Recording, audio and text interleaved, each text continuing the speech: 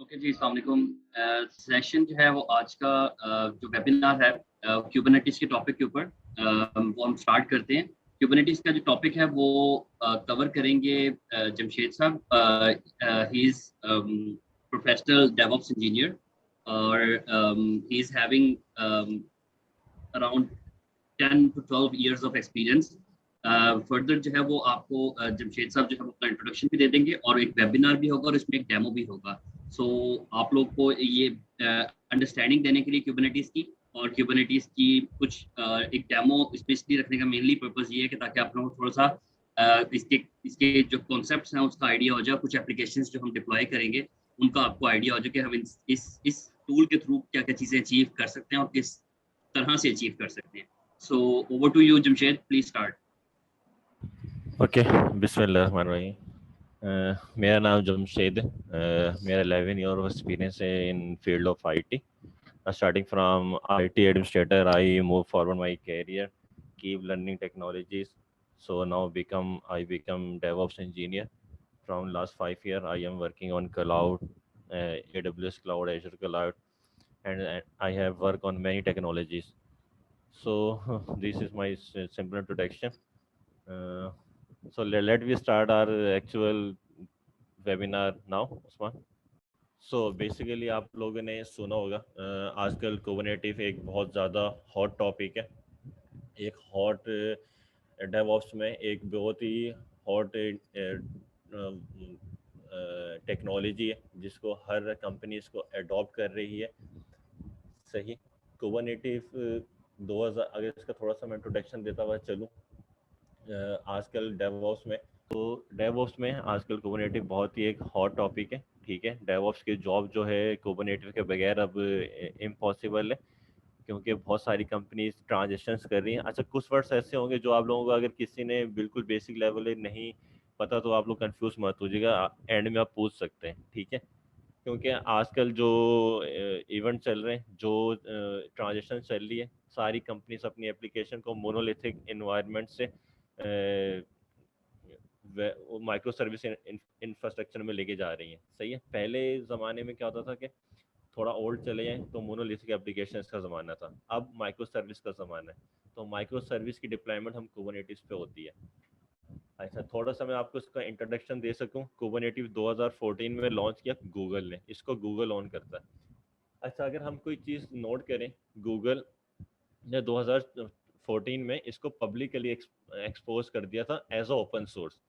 मतलब इससे पहले 2014 से पहले कुबरनेटिव के बारे में कोई जानता नहीं था, लेकिन गूगल इटसेल्फ इसको यूज़ करता था अपने एंड पे।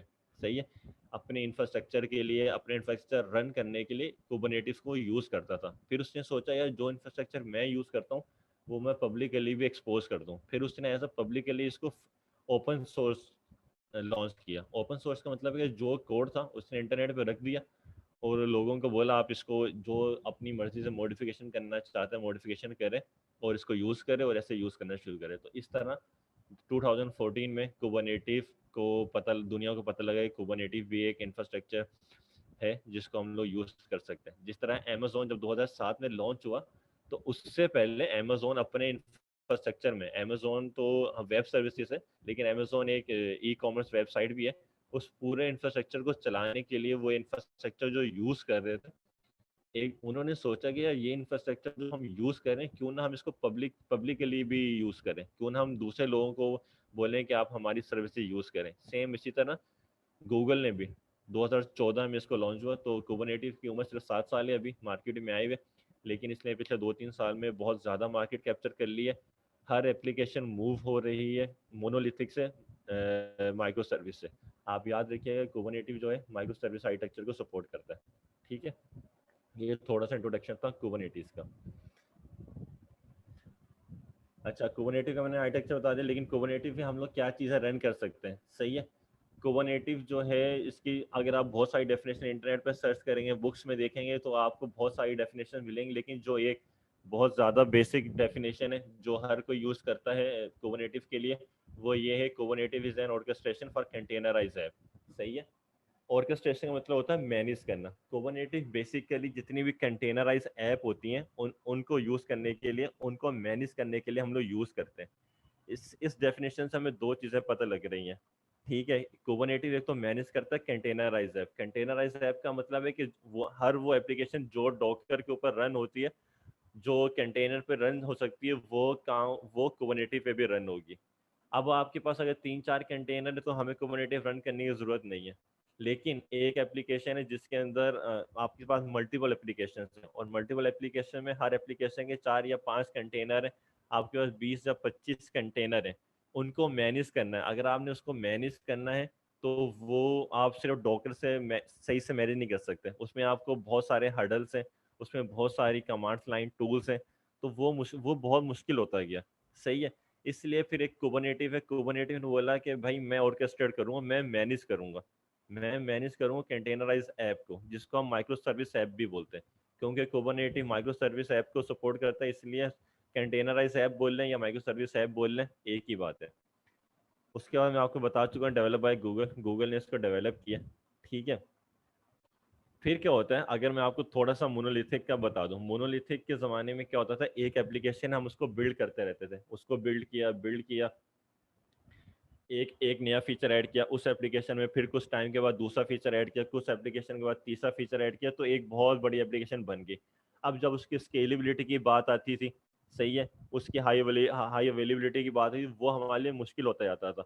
फिर उसको अगर मैनेज करना था, उसके लॉग्स मैनेज करना, वो बहुत चीज़ें मुश्किल होती जाती थी। फिर क्या हुआ, इन्होंने ट्रांजेक्शन किया गूगल वालों ने कि भाई मोनोलिथिक आर्किटेक्चर को हम ब्रेक करेंगे माइक्रो सर्विस आर्किटेक्चर में, कि हर एक एप्लीकेशन के डिफरेंट फीचर्स को हम ब्रेक डाउन कर देंगे इंडिपेंडेंट पीसेस में। सही है। तो इंडिपेंडेंट पीसेस को हम लोग माइक्रो सर्विस का नाम देते हैं। एक एप्लीकेशन को बनने हर एक एप्लीकेशन में, जो कि हमें नज़र नहीं आती, लेकिन हर एक एप्लीकेशन में 6 से 7 फीचर होते हैं। हर एक सात इन 6 से 7 फीचर्स को हमने इंडिपेंडेंटली ब्रेक कर दिया माइक्रो सर्विस में। लेकिन ब्रेक उसको इस तरह किया कि वो हैं तो इंडिपेंडेंट, लेकिन वो आपस में कम्युनिकेट कर रहे हैं, इंटीग्रेटेड है, ताकि एक मीनिंगफुल एप्लीकेशन बन सके। This is called micro service architecture. Kubernetes का जो सबसे बड़ा बेनिफिट है वो हमारे पास इसकी हाई अवेलेबिलिटी है। हाई अवेलेबिलिटी और या नो डाउन टाइम, इसके अंदर कुबरनेटिव को यूज़ करते हुए हम लोग जितनी मर्जी इसकी हाई अवेलेबिलिटी यूज़ कर सकते हैं। मतलब पहले अगर आपकी एप्लीकेशन एक वीएम के ऊपर चल रही है, एक वीएम के ऊपर चल रही है, अगर उसको मुझे 2 वीएम पे मूव करना है या 3 वीएम पे मूव करना है, तो पहले मैं 3 वीएम मूव ऐड करूंगा, उसको पहले पार्ट बनाऊंगा, फिर अपनी एप्लीकेशन का कोड भी वहाँ पे रन करूंगा। तो वो बहुत ज़्यादा मेरे लिए हडल क्रिएट करता है, बहुत ज़्यादा मुश्किल क्रिएट करता है, मतलब आसान टिप्स में नहीं है। लेकिन कुबरनेटिव में ये फिंगर टिप्स के ऊपर है कि अगर आपको हाई अवेलेबिलिटी का मतलब होता है कि अगर आपकी एप्लीकेशन का एक इंस्टेंस चल रहा है, उसको मल्टीपल इंस्टेंसेस में कैसे रन कर सकता हूँ, ताकि एक चीज़ फेल हो जाए, एक वीएम फेल हो जाए, तो मेरी सर्विस कभी डाउन टाइम ना आए। तो हम कुबरनेटिव में with in a second, with in one command, हम लोग हाई अवेलेबिलिटी यूज़ कर सकते हैं विद नो डाउन टाइम। आपके यूजर्स को पता भी नहीं लगेगा कि अब हमने हाई अवेलेबिलिटी अचीव भी कर ली। इसका दूसरा सबसे बड़ा बेनिफिट है स्केलेबिलिटी। स्केलेबिलिटी जैसे मैंने आपको बताया कि स्केल अप करना है कि इसको इंक्रीज करना। अब आपकी यूज़र इंक्रीज हो रहे हैं, number of user end user increase हो रहे हैं। अगर हम एग्जांपल ले लें दराज की, अब एक दिन में दराज पे 100 लोग आते हैं, लेकिन जब ब्लैक फ्राइडे आता है तो एक ही घंटे में हमारे पास लाखों यूज़र आते हैं। उन लाखों यूज़र्स को अगर हम लोग अपना इंफ्रास्ट्रक्चर स्केलेबल नहीं करेंगे या उसको स्केलेबल नहीं होगा, तो क्या होगा, वेबसाइट डाउन हो जाती है। बहुत दफ़ा आप लोगों ने देखा होगा कि इवन के दराज की एप्लीकेशन, अली बाबा की एप्लीकेशन डाउन हो जाती है सम टाइम, कुछ टाइम के लिए, क्योंकि इतने ज़्यादा लोग आ जाते हैं कि वो एप्लीकेशन सपोर्ट नहीं करता। वो ये चीज़ चलाते हैं स्केलेबिलिटी। तो स्केलेबिलिटी का और हाई परफॉर्मेंस का जो फीचर है, ये भी कुबरनेटिव में बहुत ईजी है। विद इन 2 कमांड्स हम लोग इसको अचीव कर सकते हैं। तो दो बेनिफिट्स हैं इसके बहुत ज़्यादा, जिसके लिए कुबरनेटिव मशहूर है, हाई अवेलेबिलिटी और स्केलेबिलिटी। जैसा मैंने इसका आपको डेफिनेशन में बताया कि कुबरनेटिव is orchestration for containerized app. तो डॉकर का नाम कुबरनेटिव के साथ बहुत ज़्यादा यूज़ होता है। तो लोग पूछते हैं कि डॉकर क्या है, फिर कुबरनेटिव क्या है। अच्छा, डॉकर और कुबरनेटिव दो अलग अलग चीज़ें एक साथ यूज़ होती हैं। कुबरनेटिव एक बहुत हाई लेवल है। हर एक चीज़ के 2 लेवल होते हैं, हाई लेवल और low level. Docker is a low level, Kubernetes is a high level.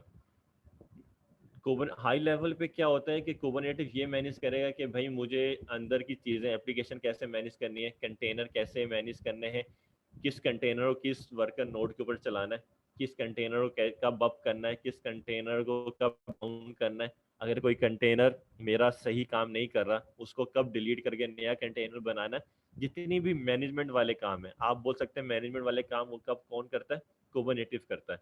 Docker क्या करता है, डॉकर बेसिकली एक रन टाइम है कि जिसके ऊपर कंटेनर रन होता है। डॉकर सपोर्ट करता है कुबरनेटिव को, जहाँ पे हम लोग अपने डॉकर इमेजेस रन करते हैं।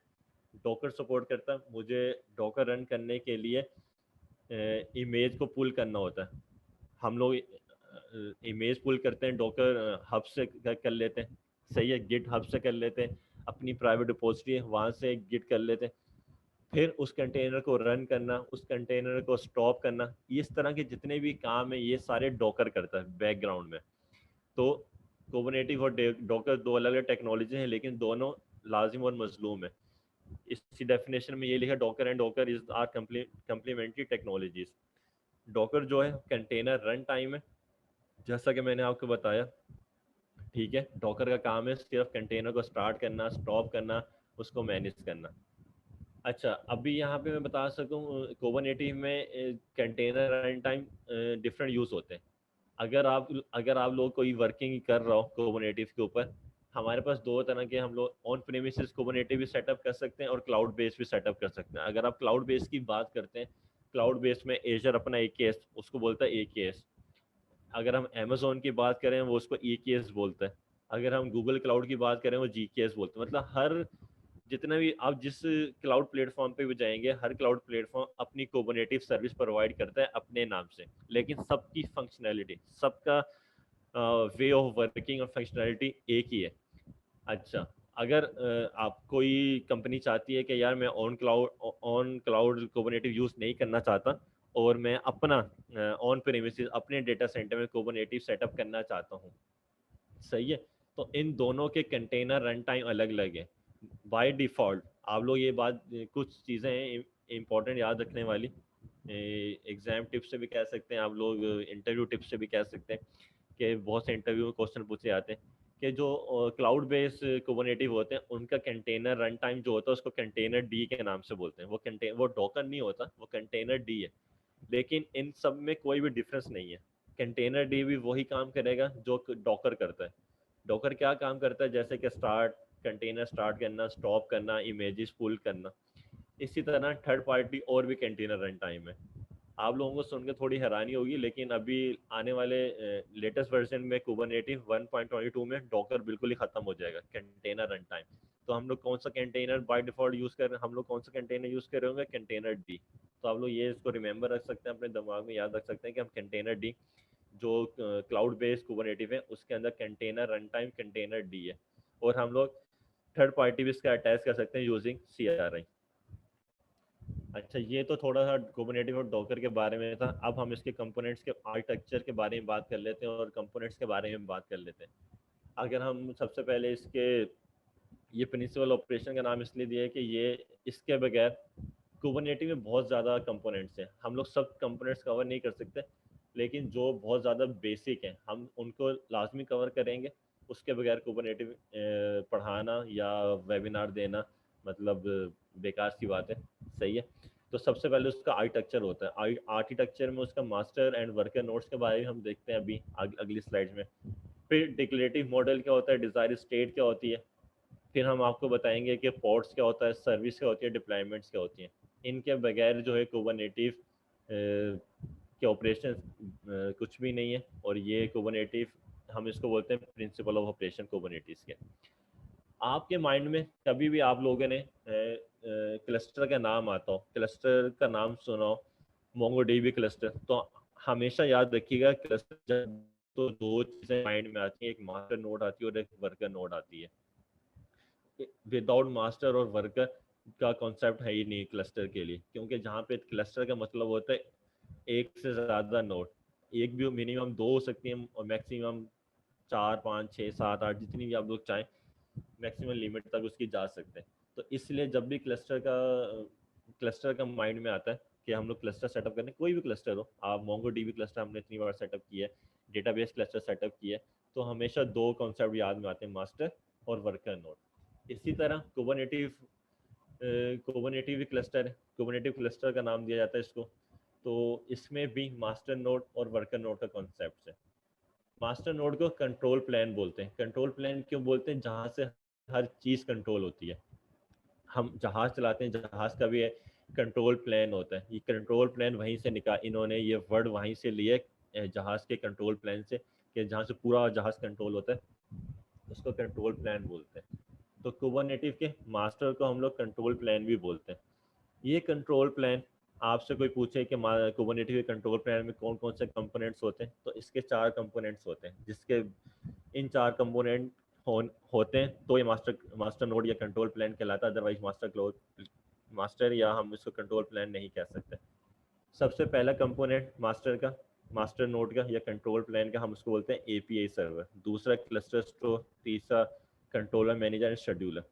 ये काफ़ी डेप्थ के अंदर है, लेकिन मैंने सिंपल टाइम शॉर्ट की नज़र इसको सिर्फ एक डेफिनेशन में आप लोगों में डिफाइन कर देता हूँ, और जो कि बहुत ईजी है, आप लोगों को याद रखना भी आसान रहेगा।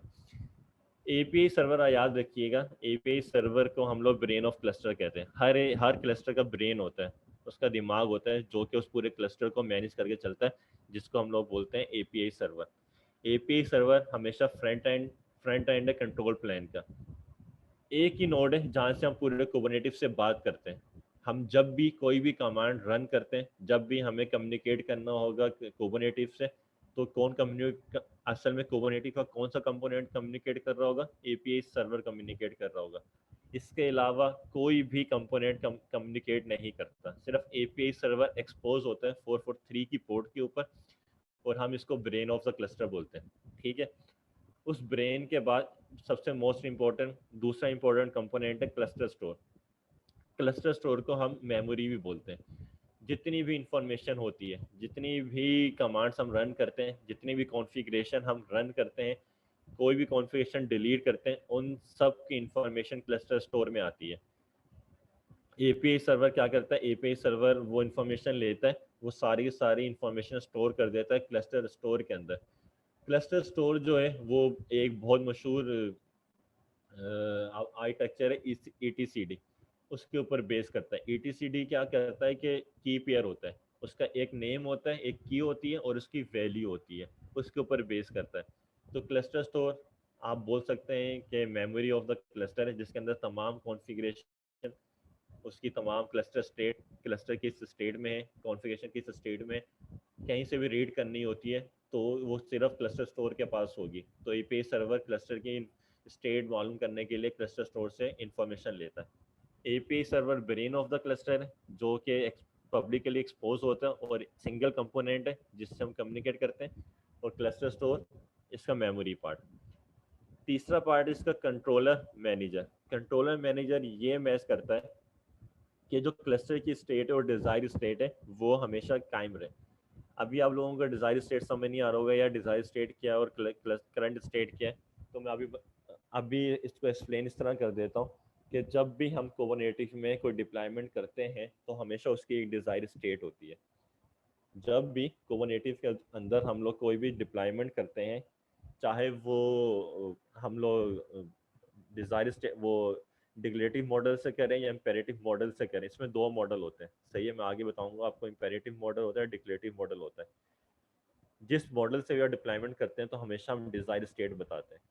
तो कंट्रोलर मैनेजर का ये काम होता है, हमेशा चेक करता है कि भाई क्लस्टर की जो स्टेट है वो जो यूज़र ने डिज़ायर स्टेट बताई है उसके बराबर है कि नहीं। यहाँ पे मैं आपको एग्जांपल दे दूँ। फॉर एग्जांपल आपने ये बताइए कि आपकी एप्लीकेशन के 4 पोर्ट रन होने चाहिए, 4 पोर्ट हर वक्त रन होने चाहिए। तो क्या करेगा कंट्रोल मैनेजर? ये चेक करेगा कि यार ये एप्लीकेशन का नाम है ABC, इस ABC के 4 पोर्ट रन हो रहे हैं कि नहीं हो रहे। वो हर कंटिन्यूस एक लूप लगा होता है कुबरनेटिव में। वो लूप्स का टाइम पीरियड तो नहीं होता, लेकिन स्पेसिफिकली एक टाइम के बाद, हर एक कुछ सेकंड्स के बाद वो लूप चेक करता है कि मेरा डिज़ायर स्टेट और क्लस्टर स्टेट बराबर है कि नहीं। अगर वो बराबर नहीं है फॉर एग्जांपल किसी वजह से, और आपने बोला है कि मेरे 4 पोर्ट रन हो चाहिए और 3 पोर्ट रन हो रहे हैं, तो क्या करेगा फ़ौरन वो चौथा पोर्ट क्रिएट कर देगा और उसको रन कर देगा। इसका चौथा पार्ट है शेड्यूलर। शेड्यूलर ये काम करता है कि हमारे पास जो वर्कर नोड होती हैं उनको काम असाइन करना। शेड्यूलर हम जो भी एप्लीकेशन डिप्लॉय करते हैं वो किसके थ्रू करते हैं, एपीआई सर्वर के थ्रू करते हैं। एपीआई सर्वर वो काम शेड्यूलर को देता है, शेड्यूलर वो काम आगे वर्कर नोड को प्रोवाइड कर देता है। ये बात याद रखिएगा, जो भी एप्लीकेशन आप डिप्लॉय करते हैं वो मास्टर नोड पे कभी भी डिप्लॉय नहीं होती है। हमारी कोई भी एप्लीकेशन जो हम कुबरनेटिव में डिप्लॉय करते हैं वो कोई भी मास्टर नोड, नोड का मतलब आप लोग आसान लोग समझते हो वीएम। अगर हम क्लस्टर क्रिएट कर रहे हैं तो सिंगल नोड वीएम कभी भी रिकमेंड नहीं किया जाता है, हमेशा मिनिमम 3 फिर 3 to 6 नोड में किया जाता है कि मिनिमम 3 वीएम्स हो क्लस्टर बनाने में। तो उस एक वीएम के ऊपर मास्टर के कंपोनेंट चलते हैं, जिस वीएम के ऊपर मास्टर के कंपोनेंट रन होते हैं उस वीएम के ऊपर वर्कर नोड्स कभी भी रन नहीं होती हैं, ये बात याद रखिएगा, ठीक है। तो शेड्यूलर का काम क्या है, शेड्यूलर का काम क्या है, जो भी नई एप्लीकेशन हमें डिप्लॉय करनी है कुबरनेटिव पे, वो देखता है कि कोई नया काम आ रहा है मेरे पास, वो नया काम पकड़ के वो जो वर्कर नोड्स होती हैं उनको शेड्यूल कर देता है कि भाई अब ये वर्कर नोड आ गए, इस पे आपने शेड्यूल करना। These are the 4 component of the master control plan, जिसकी बेसिस पे हम कंट्रोल प्लान बोलते हैं। ये 4 कंपोनेंट्स हैं। अब हम बात कर लेते हैं वर्कर नोड्स की। वर्कर नोड्स बेसिकली जिस वर्कर नोड्स आसान लफ्जों में आप ये समझे जिसके ऊपर आपकी एप्लीकेशन रन होती है, इनके ऊपर एप्लीकेशन रन होती है, मास्टर नोड के ऊपर आपकी एप्लीकेशन रन नहीं होती है। वर्कर नोड्स के 3 कंपोनेंट्स हैं, मास्टर के जैसे 4 कंपोनेंट हैं इस तरह वर्कर के 3 कंपोनेंट हैं। सबसे मोस्ट इंपॉर्टेंट कंपोनेंट है जिसको हम बोलते हैं क्यूबलेट। क्यूबलेट को आप लोग आसान लफ्जों में ये याद रखें कि ये एक एजेंट है। किसी भी चीज़ का कंपोनेंट, अगर किसी भी नोड है, मेरे पास ऑलरेडी 3 वीएम चल रही है अपने कुबरनेटिव क्लस्टर के अंदर, मैं चौथी वीएम को ऐड करना चाहता हूँ, तो मेरे पास क्या तरीका कार है कि मैं वो चौथी वीएम को अपने क्लस्टर में ऐड कर सकूँ। तो मैं क्या करूँगा, तो मैं क्यूबलेट का एजेंट इंस्टॉल करूँगा। जिस वीएम के ऊपर क्यूबलेट का एजेंट इंस्टॉल होगा वो वर्कर नोड होगी मास्टर की। इसलिए ये सबसे इंपॉर्टेंट पार्ट है वर्कर नोड का, क्यूबलेट। आप इसको आसान लफ्जों में याद रखें, क्यूबलेट एक एजेंट है। जिस वीएम के ऊपर क्यूबलेट का एजेंट रन होगा वो वर्कर नोड होगी उस मास्टर की। फिर उसके ऊपर, क्योंकि मैंने आपको बताया है कि आपकी एप्लीकेशन कहाँ रन होगी, वर्कर नोड के ऊपर रन होगी, तो वो अब जो एप्लीकेशन है ऑब्वियसली वो डॉकराइज है और कंटेनराइज है। तो कंटेनर रन टाइम भी कहाँ चलेगा, बाय डिफॉल्ट डॉकर कहाँ चल रहा होगा, वर्कर नोड के ऊपर चल रहा होगा। तीसरा कंपोनेंट है क्यूब प्रॉक्सी। क्यूब प्रॉक्सी ये मेक श्योर करता है कि यार हर पोर्ट, अभी ये वर्ड पोर्ट बहुत दफ़ा इस्तेमाल होगा, अगर आप लोगों ने नहीं सुना तो टेंशन की बात नहीं है, अगली स्लाइड में मैं इसके बारे में आपको डिफाइन करूँगा।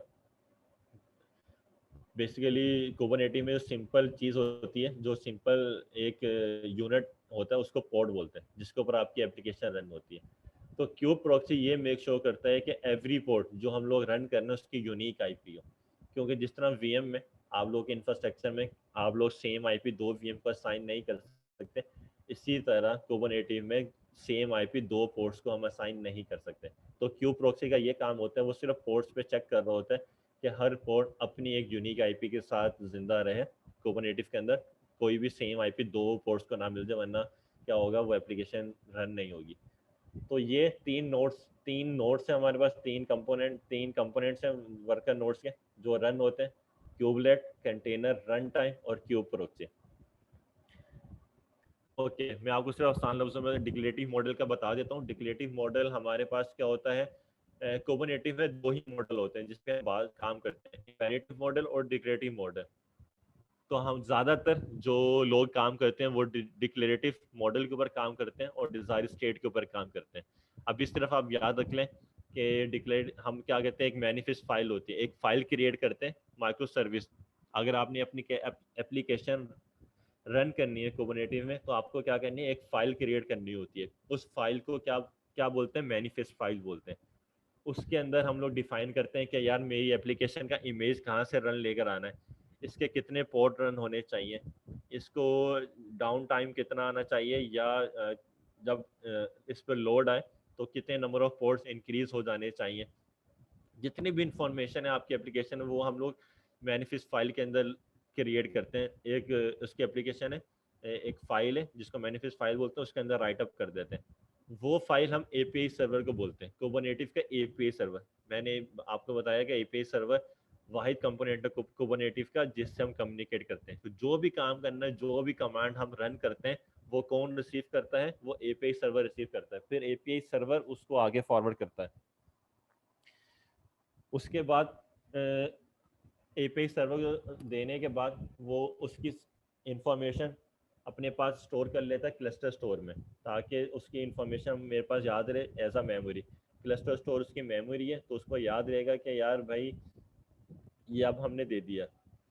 उसके बाद वो क्लस्टर क्या करेगा? डिप्लॉय कर देगा क्लस्टर के ऊपर। चौथा स्टेप में Kubernetes deploy the application on the cluster.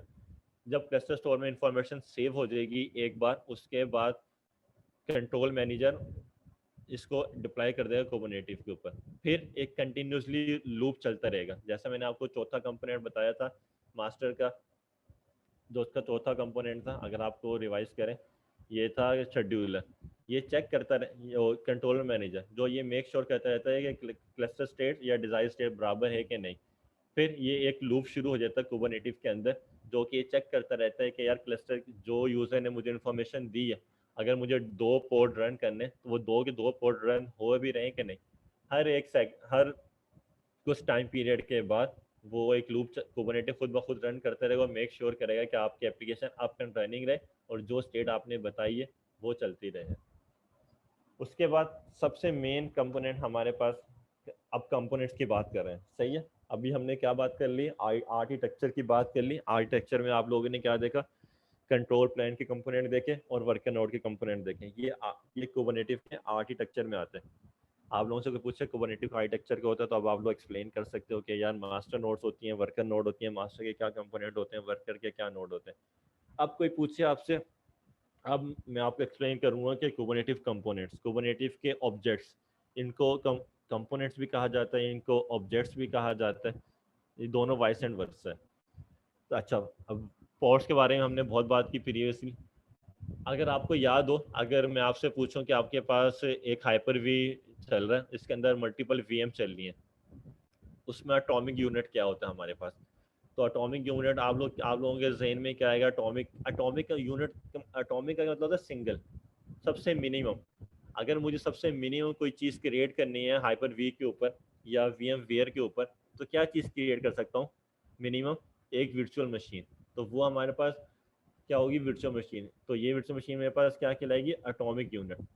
अगर कोई जो लोग डॉकर पे काम कर रहे हैं, इस तरह मैं पूछूंगा डॉकर में सबसे मिनिमम मैं क्या क्रिएट कर सकता हूँ, आप लोग क्या बोलेंगे? एक कंटेनर। मिनिमम एक कंटेनर में रन कर सकता हूँ। ठीक है, ये हमारे पास क्या हो गया? एटॉमिक यूनिट इन डॉकर में। इसी तरह कुबरनेटिव में पॉड जो है एटॉमिक यूनिट है जिसके अंदर एप्लीकेशन चलती है। ये बात हमेशा याद रखिएगा। कुबरनेटिव में पॉड चलता है, पॉड के अंदर कंटेनर चलता है, उस कंटेनर के अंदर एप्लीकेशन चलती है। मैं बाय डिफॉल्ट कंटेनर को रन नहीं कर सकता कुबरनेटिव के ऊपर। ठीक है, कुबरनेट कंटेनर कहाँ रन होता है? पॉड के अंदर रन होता है। और तो इसलिए पॉड जो है एक एटॉमिक यूनिट कुबरनेटिव के अंदर, सही। हम लोग बाय डिफॉल्ट कोई भी कंटेनर रन नहीं कर सकते कुबरनेटिव में। कंटेनर रन करने तो आपको पॉड के अंदर रन होता है, कोई भी कंटेनर पॉड के अंदर रन होता है। अच्छा, तीसरा लिखा पॉड ऑन मोड, मतलब ये वीएम क्या होते हैं? जब वीएम डाउन हो जाती है या क्रिएट या किसी वजह से अनस्टेबल हो जाती है, अनअवेलेबल हो जाती है, हम लोग क्या करते हैं? हम लोग उसको अप करने की कोशिश करते हैं, उसको ट्रबल शूट करते हैं कि वीएम अप हो जाए। लेकिन कुबरनेटिव में हम लोग ऐसा कभी भी नहीं करते। हम लोग कभी भी ट्रबल शूट नहीं करते कि मेरा एक पोर्टल, अगर एक पोर्ट जिंदा नहीं है या वो एक पोर्ट नहीं रन हो रहा, मैं उसको वापस बैक करूँ। कुबरनेटिव की ये खास है, जैसे एक पोर्ट डिलीट होगा या किसी किसी भी वजह से अनस्टेबल होगा, कुबरनेटिव उसकी जगह नया पोर्ट ऑटोमेटिकली क्रिएट कर देगा। तो हम लोग कभी भी ये कोशिश नहीं करते कि पुराने प्रीवियस पोर्ट को जिंदा करें। ठीक है, if they died unexpectedly, we do not bother try to bring them back life. Instead, Kubernetes start one another. यही बात मैंने आपको बताई है कि हम लोग कभी भी ये कुबरनेटिव इन्वायरमेंट के अंदर ये कोशिश नहीं करते कि अगर कोई पोर्ट डिलीट हो गया या मर गया हम उसको ज़िंदा करें, क्योंकि कुबरनेटिव इटसेल्फ हमारी एप्लीकेशन से एक नया पोर्ट सेटअप कर देगा। तो मेरे ख्याल में पोर्ट अब आपको समझ आ जाएगा। अब आगे जहाँ भी हम बात करेंगे पोर्ट की, तो पोर्ट एक एटॉमिक यूनिट है कुबरनेटिव के अंदर, जिसके अंदर कंटेनर चलता है, कंटेनर के अंदर एप्लीकेशन चलती है। बाय डिफ़ॉल्ट कोई आपसे पूछे क्या क्या हम कंटेनर रन कर सकते हैं डायरेक्टली कुबरनेटिव के ऊपर, तो हम लोग डायरेक्टली रन नहीं कर सकते, क्योंकि कंटेनर रन होता है पोर्ट के अंदर। तो पोर्ट एक एटॉमिक यूनिट है कुबरनेटिव के अंदर। अच्छा, पोर्ट क्या है? पोर्ट अगर हम रन करेंगे सिंगल यूनिट, मैंने आपको बताया सिंगल यूनिट, जब भी आप इसको डिप्लॉय करेंगे तो हमेशा एक ही पोर्ट रन होगा, और गलती से अगर वो पोर्ट डिलीट हो गया तो आपकी एप्लीकेशन क्या हो जाएगी, डाउन आ जाएगा, क्योंकि एक ही पोर्ट रन हो रहा था, एक ही पोर्ट आपने रन किया था और वो डाउन हो गया किसी वजह से, अनअवेलेबल हो गया, तो आपकी एप्लीकेशन क्या हो जाएगी, वो अनअवेलेबल हो जाएगी। तो फिर कुबरनेटिव ने इम्प्रूवमेंट ले गए, कुबरनेटिव ने बोला कि हम पोर्ट तो डिप्लॉयमेंट करेंगे, लेकिन पोर्ट की डिप्लॉयमेंट हम करेंगे रेप्लिका सेट से। रेप्लिका सेट एक नया एक ऑब्जेक्ट है। जितनी भी चीज़ें हम आप पढ़ रहे हैं ये सब क्या है, ऑब्जेक्ट या कंपोनेंट ऑफ कुबरनेटिव है। तो रेप्लिका सेट एक ऑब्जेक्ट है कुबरनेटिव का, जो कि यूज़ होता है पोर्ट की डिप्लॉयमेंट करने के लिए। पोर्ट डिप्लॉय करते हैं तो हमें क्या होता है कि हमें सेल्फ हीलिंग या स्केलेबिलिटी नहीं मिलती है। इस वजह से अगर हम पोर्ट डिप्लॉय करें डायरेक्टली, अगर मैं डायरेक्टली पोर्ट डिप्लॉय करूंगा और वो सिंपल एक ही डिप्लॉय होगा, उसका नुकसान ये होगा कि अगर वो कभी किसी वजह से, ना तो मैं उसको स्केल कर सकता हूँ, ना तो मैं सिंगल को डबल कर सकूंगा, और ना ही अगर वो डाउन हो गया तो उसको अप कर सकूंगा, तो मेरे पास डाउन टाइम आ जाएगा। तो सबसे बेस्ट तरीका क्या है पोर्ट की डिप्लॉयमेंट करने का, एज अ रेप्लिका सेट। हम एज अ रेप्लिका सेट उसको डिफाइन करते हैं। तो रेप्लिका सेट एक नया फीचर है, एक नया ऑब्जेक्ट है कुबरनेटिव का, जो ये बताता है, जो हमें ये फंक्शनैलिटी देता है कि यार मैं सेल्फ हील भी कर सकता हूँ, स्केलेबिलिटी भी ला सकूँ। तो हम पोर्ट को डिप्लॉय करते हैं रेप्लिका सेट के अंदर। ये एक मैनिफेस्ट फाइल है, जो मैंने आपको बताया कि मैनिफेस्ट फाइल है, जब भी ये उसका स्ट्रक्चर है, ये हम आपको बाद में डिफाइन करेंगे, मैं बाद में आपको समझा भी दूंगा। अभी सिर्फ आपको टेंशन लेने की बात नहीं है कि यार कैसे लिखा, ये बहुत ईजी चीज़ है, ये बहुत बेसिक है। हम इसको जब हम लोग अपना कोर्स, उस्मान भाई जब अपना कोर्स शुरू करेंगे कुबरनेटिव का, तो उसमें हम आप लोगों को ये लिखना सिखाएंगे कि ये हम लोग कैसे लिखते हैं। बेसिकली हम ये YAML फाइल में लिखते हैं। अभी सिर्फ एग्जांपल देने के लिए समझाया, ये हमारे पास क्या है, रेप्लिका सेट की एग्जांपल है। रेप्लिका सेट में क्या होता है, ये येलो आप देख रहे हैं जिसमें आ रहा है रेप्लिकास। रेप्लिका का मतलब वो इधर इधर दिया नंबर ऑफ 8। इसका मतलब ये है आपको अपनी एप्लीकेशन के कितने नंबर ऑफ पोर्ट रन करने हैं एक साथ, तो यहाँ पे डिफाइन किया गया है 8 नंबर ऑफ पोर्ट। इसका मतलब जैसे आसान लफ्ज़ों में मैं आप लोगों को समझाऊँ, VM, अगर मैं VM की बात करता हूँ, एक एप्लीकेशन आपकी एक VM के ऊपर चल रही है, लेकिन आपको पता है कि अब आपके एप्लीकेशन पर लोड आने वाला है, आपको VM को नंबर ऑफ VMs इंक्रीज करनी है, तो आप क्या करोगे, एक और VM इंक्रीज कर दोगे, उसके ऊपर ही एप्लीकेशन इंस्टॉल कर दोगे। फिर आपका बॉस बोल रहा है यार कोई सेल आ रही है, अभी 14 अगस्त की सेल गुजरी है, 14 अगस्त की, आपको ई-कॉमर्स वेबसाइट है, 14 अगस्त की सेल आने वाली है, तो हमें क्या करना, हमारे पास हमारी ट्रैफिक बहुत ज़्यादा आएगा, तो हमें अपनी एप्लीकेशन को हमेशा अवेलेबल रखना है। तुम एक काम करो, अभी अगर 2 VM रन हो रही हैं तो 8 VM कर लो। तो तुम क्या करोगे, इन सबको सेटअप करोगे, 8, 3, 4, 5, 6, 7, 8 VM सेटअप करोगे, उसके अंदर कोड रन करोगे, फिर रन करोगे। सेम उसी तरह वही कॉन्सेप्ट है, आसानी के लिए। इधर रेप्लिका मतलब ये है, लेकिन ये बहुत आसान है। कुबरनेटिव में देखें कितना आसान कर दिया। मैं सिर्फ ये डिफाइन करूंगा कि मेरे एप्लीकेशन के पोर्ट कितने रन होने चाहिए, 8 रेप्लिका पोर्ट होने चाहिए।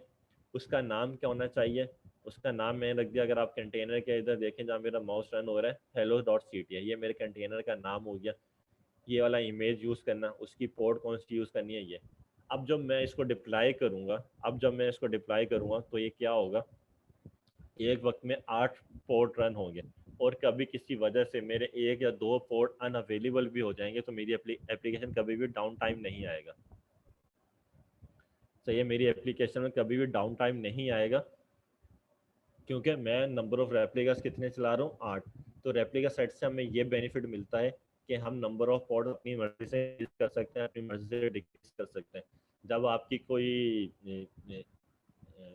प्रमोशन का टाइम हो तो हम नंबर ऑफ रेप्लिका सिंपल जाके मैं इधर इंक्रीज कर दूंगा, उसको रीडिप्लाई कर दूंगा, तो वो नंबर मेरी एप्लीकेशन के पोर्ट इंक्रीज हो जाएंगे। जब प्रमोशन का टाइम खत्म हो गया, अब 14 अगस्त फॉर एग्जांपल दराज वालों ने क्या किया कि सारी सेल्स खत्म कर दी हैं, तो अब वो हमें, हम फॉर एग्जांपल हम उनके इंफ्रास्ट्रक्चर इंजीनियर्स हैं, डेवऑप्स इंजीनियर हैं, वो हमें बोलते हैं कि यार अब हमें ज़रूरत नहीं है, अब हमारी एप्लीकेशन जो है नॉर्मल पेज में चलेगी, तो मैं नंबर ऑफ रेप्लिका उसको 2 या 3 में कर दूंगा।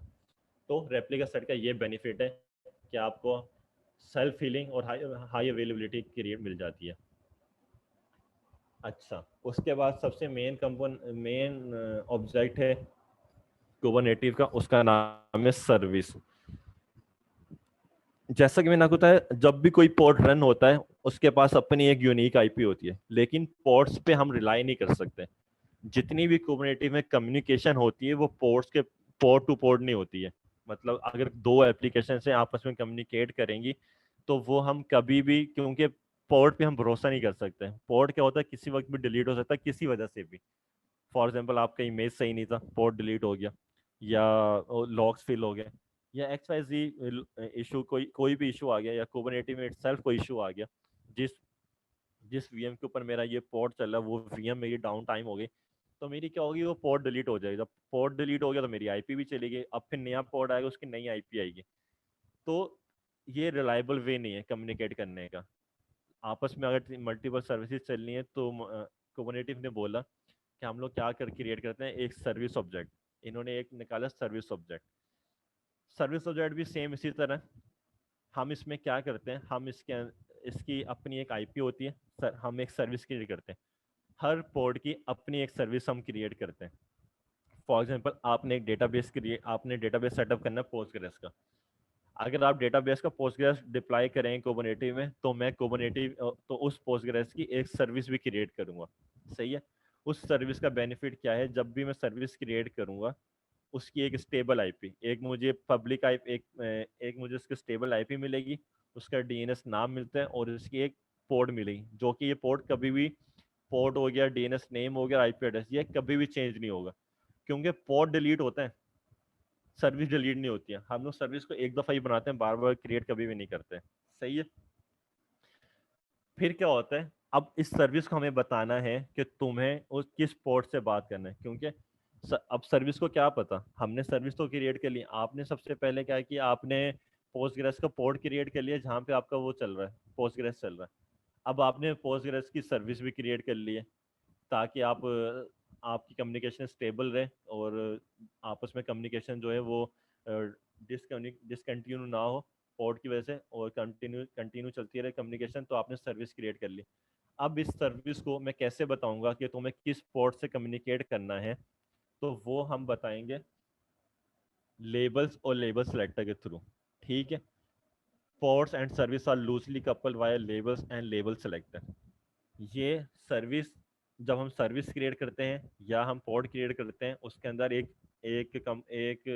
आप बोल सकते हैं की है, की पेयर। अभी आप लोग सिर्फ अंडरस्टैंडिंग करने के लिए ये समझेंगे की है, लेबल्स और लेबल सेलेक्टर।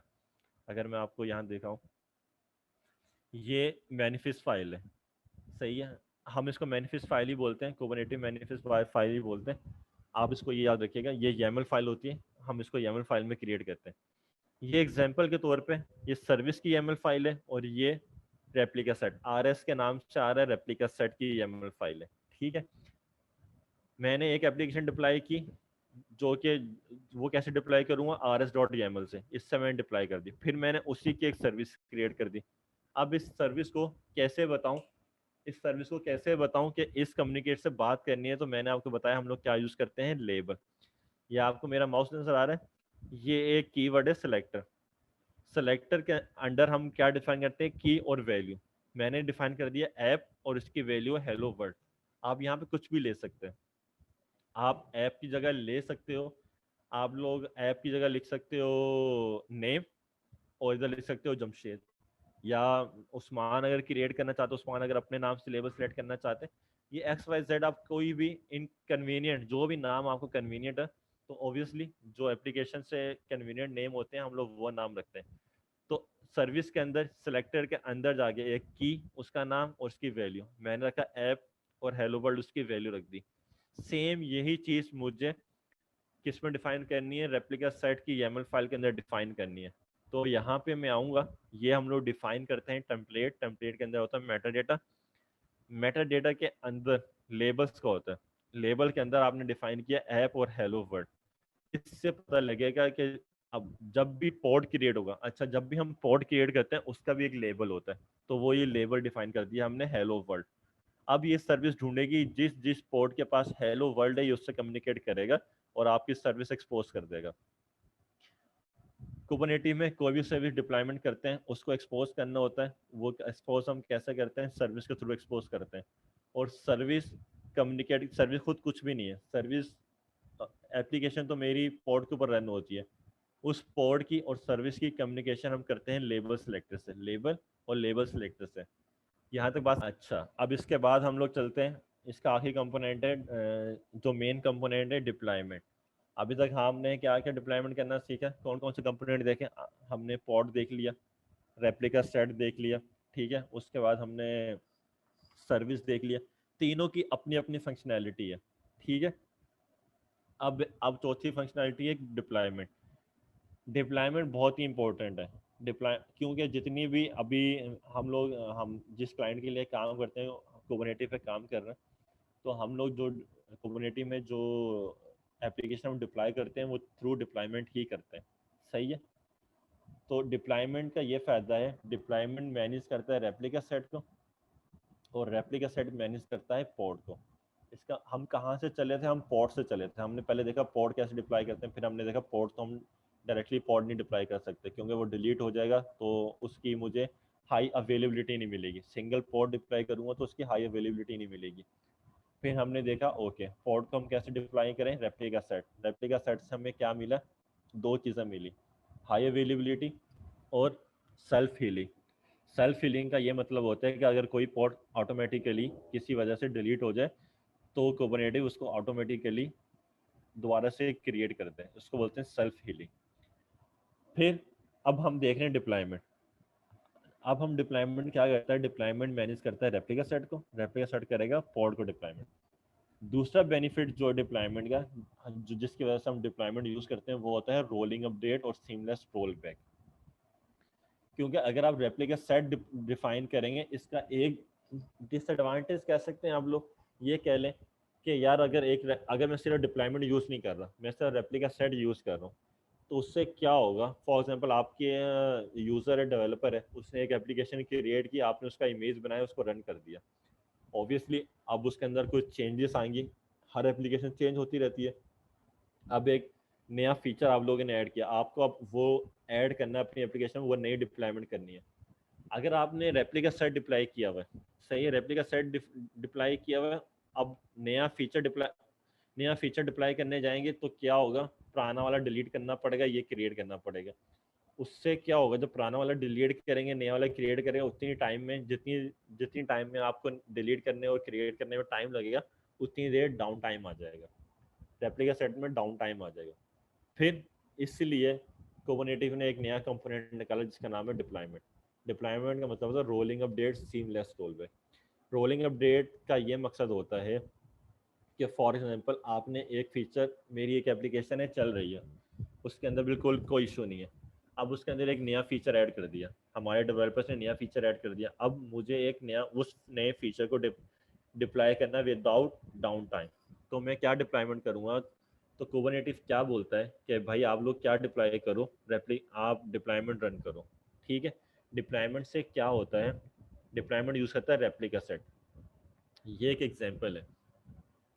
पहले जब मेरी पहली दफ़ा जब मैंने अपनी एप्लीकेशन डिप्लॉयमेंट की, तो उसने एक रेप्लिका सेट क्रिएट किया। रेप्लिका सेट के अंदर क्या चलते हैं, पॉड चलते हैं। अब पॉड चल रहे हैं इसके अंदर। अब जब नई चेंजेस डिप्लॉयमेंट हुई, ये पिक्चर जो है न्यू चेंजेस डिप्लॉयमेंट करने के बाद है, तो क्या होता है, वो एक नया रेप्लिका सेट क्रिएट कर देगा, पुराना वाला रेप्लिका सेट भी चलता रहेगा, नया वाला भी क्रिएट कर देगा। एक पोर्ट यहाँ से डिलीट करेगा, यहाँ पे एक नया स्पिन अप कर देगा। एक पोर्ट पुरानी रिवीजन 1 से डिलीट करेगा, नया क्रिएट कर देगा रिवीजन 2 से। इस तरह इस प्रोसेस के थ्रू आपकी एप्लीकेशन में कभी भी डाउन टाइम नहीं आएगा और आपके नया फीचर भी डिप्लॉय हो जाएगा, नई चेंजेस भी डिप्लॉय हो जाएंगी और किसी को पता भी नहीं लगेगा, डाउन टाइम भी नहीं आएगा। तो डिप्लॉयमेंट का ये फ़ायदा है, ये आपको रोलिंग अपडेट देता है। रोलिंग अपडेट का ये है, इंटरव्यू में काफ़ी बार सवाल पूछा जाता है व्हाट इज रोलिंग अपडेट्स। तो रोलिंग अपडेट्स में ये होता है without downtime we deploy the new changes in any environment, like if you are talking about Kubernetes deploy कर सकते हैं। तो कुबरनेटिव कैसे डिप्लॉय करता है? कुबरनेटिव एक नया रेप्लिका सेट क्रिएट कर देता है प्रीवियस वाला डिलीट करने की बजाय। पुराना वाला डिलीट नहीं करता, नया रेप्लिका सेट क्रिएट करता है और वन बाय वन एक पॉड यहाँ पे क्रिएट करेगा, एक वहाँ से डिलीट करेगा, एक यहाँ क्रिएट करेगा, एक प्रीवियसली डिलीट कर देगा। इस तरह सीमलेस रोलिंग अपडेट हो जाएंगे, मेरी चेंजेस भी आ जाएंगी सारी। तो ये एक बेनिफिट होता है रोलिंग अपडेट का। सही। ये कमांड्स हम आगे देखेंगे जब कभी हम लोग अपने कोर्स में रन करेंगे। अगर आपको रोलिंग अपडेट चलाई हुई है, अगर मुझे कमांड्स देखनी है कि क्या कमांड रन होती है, किस तरह रन होती है, तो ये कमांड है kubectl। अभी kubectl अगर किसके बारे में पता नहीं है तो कंफ्यूज होने की जरूरत नहीं है, मैं अभी हम डेमो भी देंगे। सही है, मैं डेमो भी दूंगा तो kubectl के बारे में बताऊंगा। ये कमांड लाइन टूल है कुबरनेटिव के साथ कम्युनिकेट करने के लिए। ये सब बहुत ही इंपॉर्टेंट और लाजिम टूल है जिससे हम कम्युनिकेट करते हैं। तो उसका नाम है kubectl। कोई भी चीज़ हम डिप्लॉयमेंट करनी है, कुछ भी कुबरनेटिव के साथ करना है, तो आपके सिस्टम में, आपके लैपटॉप में पहले kubectl इंस्टॉल होना चाहिए, तो आप कम्युनिकेट कर सकते हैं। और जो भी कमांड हम रन करते हैं उससे पहले kubectl लिखते हैं और फिर कमांड देते हैं। तो अब मुझे स्टेटस पता करना है तो स्टेटस फाइंड करने की कमांड है। अगर मुझे उसकी वेरिफिकेशन करनी है kubectl गेट्स कमांड। तो ये कमांड्स अभी हम आपको आगे करके मैं बताऊंगा आपको। अब दूसरा बेनिफिट है इसका रोलिंग बैक। ठीक है, रोलिंग अपडेट और रोल बैक। रोल बैक क्या है? आप लोगों ने नया फीचर डिप्लॉय कर दिया, चल रहा है, लेकिन आधे एक घंटे बाद कंप्लेन आना शुरू हो गई कि नया फीचर यार एग्जीक्यूट नहीं हो रहा, वो सही काम नहीं कर रहा, लोगों की कंप्लेन आना शुरू हो गई। अब क्या करें? ऑब्वियसली मुझे प्रीवियस स्टेट पे जाना है, रिवर्ट बैक करना है। जब हम उसको रिवर्ट बैक करेंगे, अगर मेरी वो एप्लीकेशन वीएम पे चल रही है तो वो तो बहुत मुश्किल है। मैं हर वीएम पे लॉगिन करूँगा, हर चीज़ पे जाऊँगा, पुराना वाला कोड चेकआउट करूँगा, फिर उसको डिप्लॉयमेंट करूँगा, सर्वर स्टार्ट करूँगा, तो बहुत हैक्टिक है। लेकिन कुबरनेटिव में ये चीज़ बहुत ही आसान है। सही है, इसमें सिंपल कुछ नहीं करना। इसके अंदर सिंपल और सिंपल आपको सिंपल दो कमांड रन करनी है। आप करंट स्टेट से प्रीवियस स्टेट में चले आते हैं। आपको याद होगा मैंने आपको बताया था कुबरनेटिव में जब हम मास्टर नोड्स के कंपोनेंट देख रहे थे, उसका मास्टर नोड की सारी इन्फॉर्मेशन किसके पास शो होती है? कॉन्फ़िग मैप के पास। सही है, उसके पास स्टोर होती है। तो क्लस्टर ETCD के पास सेव होती है। तो वो वहाँ पे इंफॉर्मेशन सेव करके रखता है कि मैं कौन सा वर्जन यूज़ कर रहा हूँ। तो पहले तो आप वर्जन हिस्ट्री फाइंड कर सकते हो इस कमांड से, Kubernetes maintain a revision history of deployment. पहले आप क्या कमांड चलाओगे? kubectl roll out history deployment, और डिप्लॉयमेंट का नेम जो भी आपने नाम रखा है, इस हिस्ट्री से बता देगा कि यार आपने कितनी दफ़ा डिप्लॉयमेंट की है। अब फॉर एग्जांपल मैं डिप्लॉयमेंट नंबर 10 के ऊपर खड़ा हूँ और डिप्लॉयमेंट नंबर 9 के ऊपर जाना है, तो मैं क्या करूँगा? तो मैं बोलूँगा अंडू की कमांड रन कर दो। kubectl roll out undo, simple एक कमांड दूंगा तो विद इन अ सेकेंड मेरी एप्लीकेशन जो है करंट स्टेट से प्रीवियस स्टेट में मूव हो जाएगी विद इन अ सेकेंड। मुझे कुछ काम नहीं करना पड़ेगा, सिंपल मुझे एक कमांड रन करनी है। पहले मुझे हिस्ट्री की कमांड से करंट हिस्ट्री देखूंगा, करंट वर्जन चेक करूंगा, उससे प्रीवियस वर्जन पे जाने के लिए सिंपल ये कमांड रन करूंगा, तो मैं अपने प्रीवियस कमांड पे चले जाऊंगा। तो ये दो बेनिफिट हमें मिलते हैं रोलिंग अपडेट और रोल बैक्स का, कि किस तरह नई चेंजेस अप्लाई करनी है या आपको अपनी करंट स्टेट से प्रीवियस स्टेट में आना है तो हम कैसे आ सकते हैं। तो ये हम लोग, ये बेनिफिट मिलता है हमें डिप्लॉयमेंट से। ये अभी तक जो मैंने आपको बताई है वो हमारे पास मेन कंपोनेंट्स थे। इसके अलावा बहुत सारे कंपोनेंट्स हैं, हम सारे तो कवर नहीं कर सकते। सही है, लेकिन ये भी कुछ इंपॉर्टेंट, इसलिए मैंने इनको एक एक लाइन की डेफिनेशन में लिख लिया जो आपको एक्सपोज कर सकूं। इंग्रेस कंट्रोलर, आपने कोई भी चीज़ एप्लीकेशन कुबरनेटिव के अंदर डिप्लॉयमेंट करते हैं, वो आपस में इंटरनली कम्युनिकेट करता है थ्रू सर्विस के। सही है, कुबरनेटिव के इटसेल्फ आपस में दो या तीन सर्विस कम्युनिकेट करेंगी सर्विस के थ्रू, लेकिन आपको आउटसाइड ऑफ कुबरनेटिव उसको एक्सेस करना है। भाई मेरी एप्लीकेशन कुबरनेटिव में चल रही है लेकिन मैं चाहता हूँ कि मेरे ब्राउजर पे भी चले, उस ब्राउजर के थ्रू एक्सपोज करने के लिए एक एक कंपोनेंट होता है इंग्रेस कंट्रोलर। हम लोग क्या करते हैं, इंग्रेस कंट्रोलर सेटअप करते हैं कुबरनेटिव के अंदर, जो कि मेरी एप्लीकेशन को इंटरनल राउट करता है, इंटरनल कुबरनेटिव से एक्सटर्नल यूजर तक पहुंचाने के लिए। कोई भी एप्लीकेशन अगर मैं इंग्रेस कंट्रोलर सेटअप नहीं करूँगा तो मेरी application outside the world expose नहीं होगी। तो आउटसाइड द वर्ल्ड एक्सपोज करने के लिए इंग्रेस कंट्रोलर आपको सेटअप करना पड़ेगा कुबरनेटिस पे। फिर एक कंपोनेंट है कॉन्फ़िग मैप।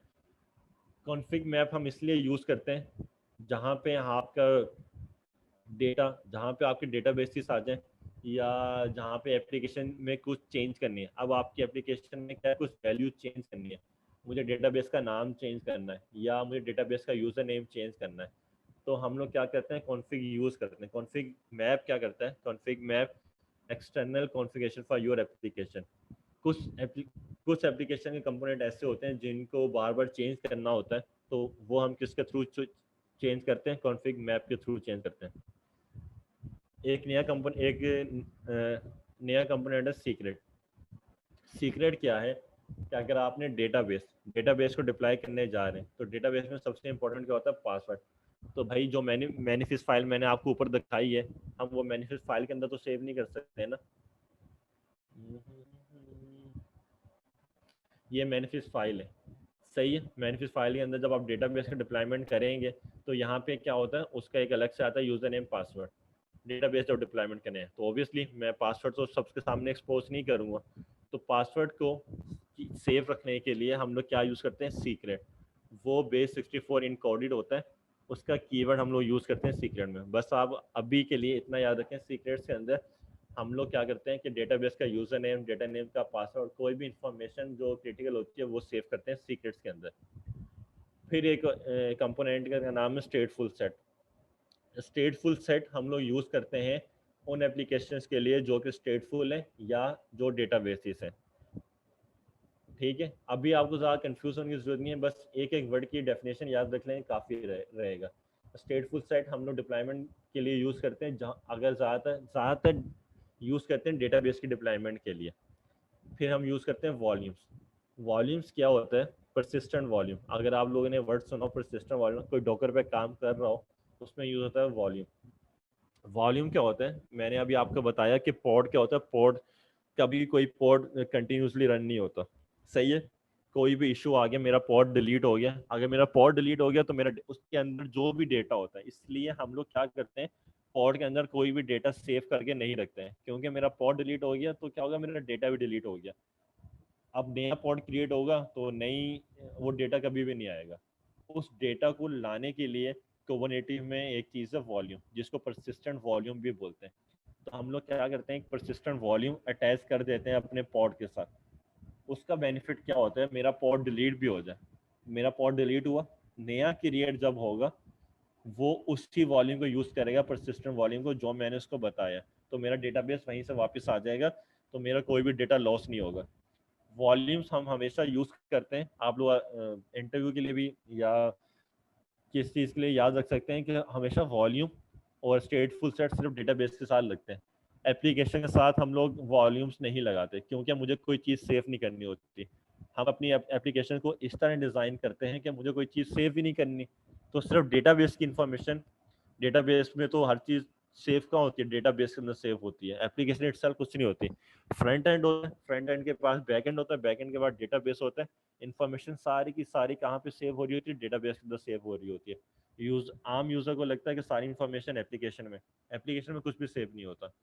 तो वॉल्यूम्स हमेशा डेटाबेस के साथ अटैच किए जाते हैं।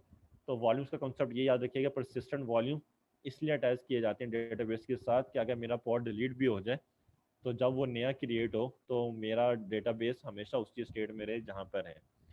तो ये कुछ मज़ीद कंपोनेंट्स हैं, इसके अलावा और भी बहुत कुछ हैं, इसके बहुत सारे कंपोनेंट्स हैं जो कि मैं सारे कवर नहीं कर सकता, तो ये तो मुझे पूरा दिन लग जाएगा इसके कंपोनेंट बताने में। कम से कम कोई 20-25 कंपोनेंट्स हैं, तो जब हम आगे आगे इसको देखेंगे, पढ़ेंगे, तो फिर इसको काम करेंगे, सही।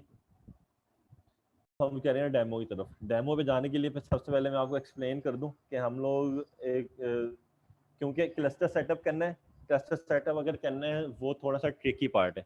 अगर आप लोग ऑन प्रीमिसेस, हमारे पास दोनों ऑप्शन होते हैं, ऑन प्रीमिसेस भी सेटअप कर सकते हैं या हम क्लाउड, मैंने आपको बताया कि Azure cloud, AWS cloud, Google cloud, ये अपनी सर्विसेज भी प्रोवाइड करते हैं, हम लोग इसके अंदर भी यूज़ कर सकते हैं। लेकिन अब किसी के पास क्लाउड का एक्सेस नहीं है या किसी के पास 3 वीएम नहीं है, अब मेरे पास यार डेटा सेंटर नहीं लेकिन मुझे प्रैक्टिस करनी है, अगर मुझे कुबरनेटिव की प्रैक्टिस करनी है तो मैं कैसे प्रैक्टिस करूँ? तो एक चीज़ है, एक टर्मिनोलॉजी है मिनी क्यूब। मिनी क्यूब क्या है, आप इसको आसान लफ्ज़ों में समझें। आप सिंपल अपने लैपटॉप में विद इन आपके लैपटॉप में फ्री जीबी दो जीबी रैम फ्री होनी चाहिए मेमोरी। तो आप अपने पास मिनी क्यूब इंस्टॉल कर सकते हैं। आप कुबरनेटिव की हर कमांड, हर डिप्लॉयमेंट रन करके देख सकते हैं। इसको वन नोड क्लस्टर भी कहा जाता है, सही है। इसको टेस्ट के ए टेस्ट कहा जाता है। अच्छा, ये बड़ी आप लोग कुबरनेटिव के बारे में कहीं पढ़ेंगे तो देखेंगे तो आप लोग कीवर्ड आपने बहुत यूज़ किया होगा, देखा होगा के ए टेस्ट का क्या मतलब है? कोई मुझे बता सकता है इस ए का क्या मतलब है? It's Kubernetes. यस, कुबरनेटिस तो है। वैसे तो उस्मान भाई आपको तो आते हैं, मैं चाहूँगा कोई और किसी को कुछ पता है ये हम के कुबरनेटिस को एक्सप्लेन करने के लिए के ए टेस्ट क्यों लिखते हैं? के टेस्ट, एनीवन नो? चले मैं आपको बता देता हूँ। कुबरनेटिस के स्पेलिंग में के और एस के दरमियान 8 कैरेक्टर आते हैं। 8 करेक्टर। उनको उनको शॉर्ट करने के लिए 8 लिखा जाता है, सही है। तो कुबरनेटिव के और एस के दरमियान 8 कैरेक्टर आते हैं, उनको शॉर्ट करने के लिए के ए टेस्ट लिखा जाता है। तो ये कुबरनेटिव की शॉर्ट फॉर्म है जो कि आपको बहुत ज़्यादा इंटरनेट पे मिलेगी, के ए टेस्ट। तो आप इसे कंफ्यूज मत, तुझे यार के ए टेस्ट क्या है, तो इसका मतलब है कुबरनेटिव, ठीक है।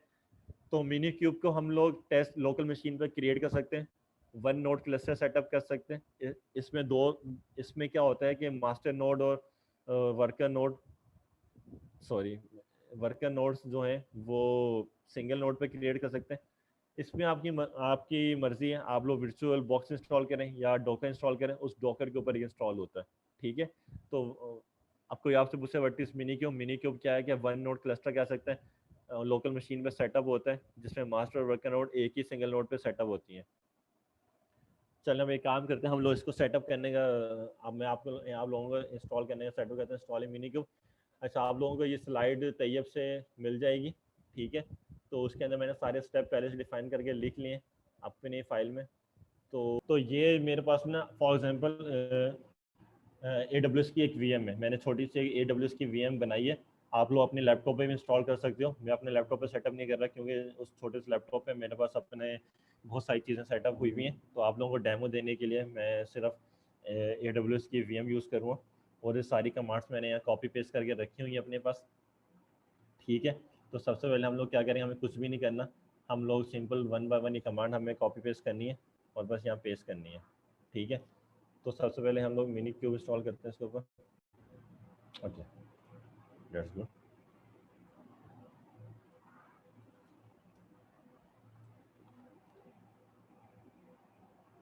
सबसे पहले हम इसको अपडेट करेंगे पैकेजेस, क्योंकि जब नई वीएम होती है तो ये रिकमेंड होता है हमेशा आप अपने पैकेजेस अपडेट करें और अपग्रेड कर लें, ताकि कोई भी डिपेंडेंसी जो है पुरानी वो ना आए, ठीक है।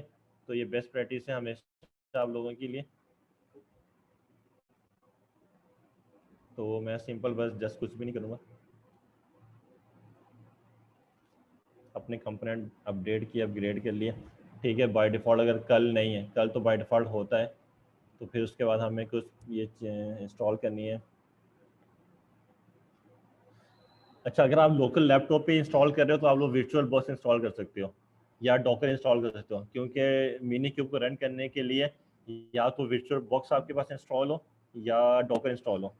तो वर्चुअल बॉक्स जो है वो AWS की VM पे इंस्टॉल नहीं होता, क्योंकि वर्चुअल बॉक्स को सेटअप करने के लिए याद होगा आप लोगों को हाइपरवाइजर चाहिए लैपटॉप के अंदर। उसका जो कंपोनेंट वो एक फीचर होता है VMI का, उसको इनेबल करना होता है। हाइपरवाइजर का एक ऑप्शन होता है, बायोस में जाके वो ऑप्शन करना होता है। तो इसलिए वर्चुअल बॉक्स जो है वो सेटअप नहीं कर सकता मैं किसी भी क्लाउड की VM पे। तो क्लाउड की VM पे इंस्टॉल करने के लिए बेहतरीन हमारे पास क्या है कि हम डॉकर इंस्टॉल कर लें, ठीक है।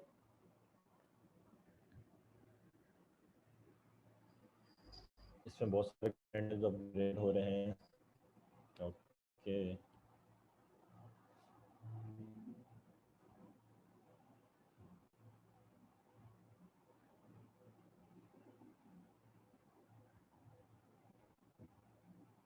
गुड हो गया ये सही। या तो अब ये कमांड मेरे पास, मैंने अपने कमांड में हैश कर दिए इसलिए कि मुझे वर्चुअल बॉक्स नहीं चाहिए। सही है, तो अब हम सबसे पहले क्या करेंगे, मेरे सारे पैकेजेस अपडेट हो गए। अब मैं मिनी क्यूब की जो बाइनरी है उसको कॉपी डाउनलोड करूँगा। सही है, अगर आप लोग लिनक्स देखते हैं, लिनक्स में wget कमांड डाउनलोड करने के लिए होती है।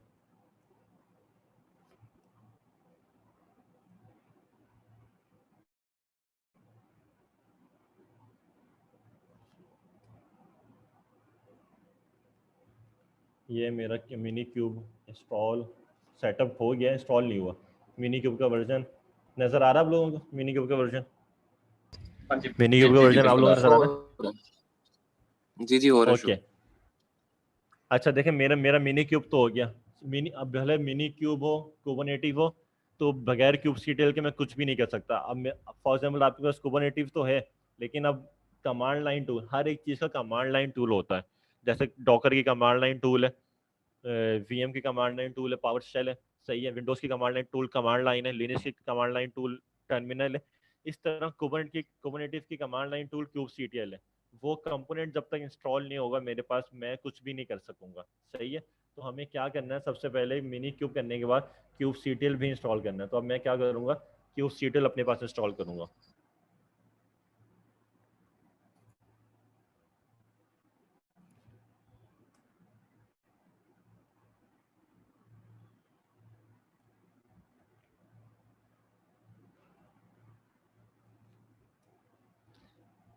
हमेशा हर चीज़ इंस्टॉल करने के बाद आपको हमेशा उसको यूज़र बिन की डायरेक्टरी में भेजना होता है, ताकि उसकी बाय डिफ़ॉल्ट लोकेशन ये आपके पास होती है, उसमें सेव हो जाए। ये बेस्ट प्रैक्टिस में आता है। ये मेरे पास इंस्टॉल हो गया। अगर मैं इसका वर्जन चेक करूँ तो गुड हो गया। इसका ये मेजर 1 है, -22 है, 22 वर्जन इंस्टॉल हो गया। अब मेरा क्या हुआ, अब तीसरी चीज़ मुझे क्या सेटअप करनी है, डॉकर, क्योंकि बगैर डॉकर के सेटअप नहीं होगा। अब मुझे डॉकर सेटअप करना है, तो डॉकर सेटअप करने की कमांड, ये सारी कमांड्स मैंने अपनी स्लाइड के अंदर लिखी हुई हैं। ठीक है, आप लोग कंफ्यूज ढूंढने की जरूरत नहीं है, अब मेहनत करने की जरूरत नहीं है। तो बस सिंपल हम लोग यहाँ से कॉपी करेंगे। सही है, आप लोग कॉपी कर सकते हैं। क्योंकि शुरू में मैंने मुश्किल आ रही थी कुछ कमांड्स के लिए, लेकिन वो कमांड मैंने आप लोगों की आसानी के लिए सेव करके रख ली है, और आप लोगों को करके इसलिए दिखा रहा हूँ। पहले भी सेटअप कर सकता था, लेकिन मैंने बोला यार सामने करेंगे तो ज़्यादा आसान रहेगा।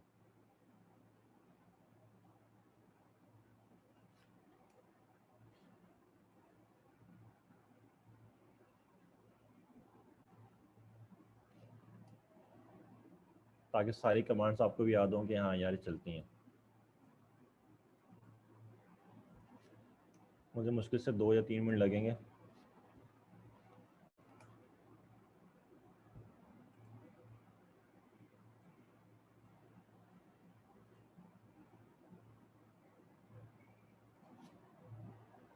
ओ, ओ, ओ, ओ,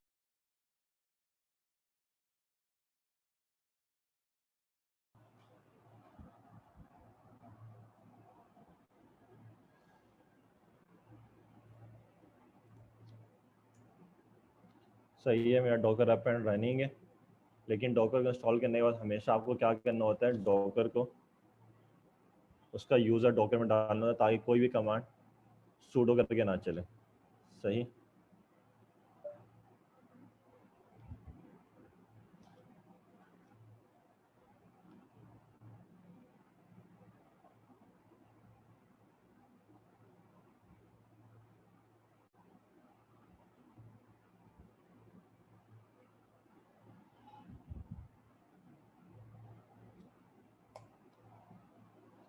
अब ये मेरे पास क्या होगा, डॉकर भी इंस्टॉल हो गया। सही,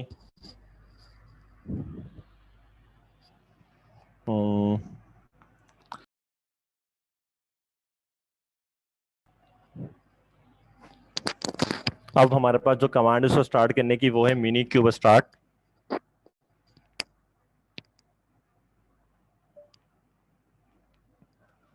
mini cube start DRIVER driver is equal to Docker. ये मेरे पास कमांड है, सॉरी ड्राइवर डॉकर। ओके,